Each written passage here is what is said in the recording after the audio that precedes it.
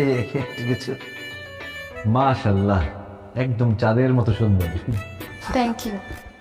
আপনি তো খুশি হন না, আপনাকে বলি না। মেয়ে আমাদের পছন্দ হয়েছে। ও, ছেলেকে একটু জিজ্ঞেস করে নি, তোর পছন্দ হয়েছে? আলহামদুলিল্লাহ। আলহামদুলিল্লাহ, মেয়ে যেহেতু আমাদের পছন্দ হয়ে গেছে সেহেতু আজকে কাবিনটা করাই ফেলতে চাই। কি বলেন হেকমত সাহেব? ও, আপনাদের ছেলে পছন্দ হয়েছে কিনা সেটা তো শুনলাম না। ছেলেকে কি পছন্দ হয়? আমাদের পছন্দ হয়েছে, কিন্তু কিন্তু মানে তোমরা বাচ্চারা চলে আসছো কাবিন করতে, গার্জিয়ান লেভেলের কি আসলে ভালো হতো না? কি বলে? ছেলের বাবা আমি, আমি নিজে চলে আসছি, আরো গার্জিয়ান লাগবে?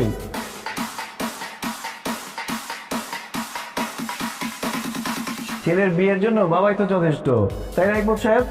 বাবা মানে মানে তো তুমি মানে তুমি, আরে আপনি তো মনে করছি তুমি সর্বোচ্চ ছেলের বড় ভাই। বাবা হলেন কিভাবে আপনি? বিয়ে সাহেব, আপনি তো ভীষণ রসিক মানুষ।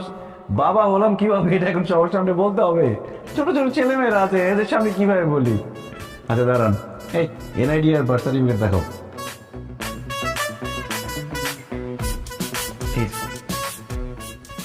আরেকটা আমার কাছে। এই যে আমাদের দুইজনের এনআইডি, আর এই যে আমার ছেলের বার্থ সার্টিফিকেট, দেখেন।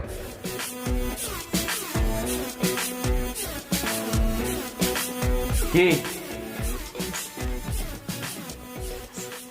এবার বিশ্বাস হয়েছে যে আমরা পিতা পুত্র? আসলে আপনাকে দোষ দিয়ে লাভ নেই, সবাই এরকম কনফিউজ হয়ে যায়, ভাবে আমরা দুই বন্ধু অথবা বড় ভাই ছোট ভাই।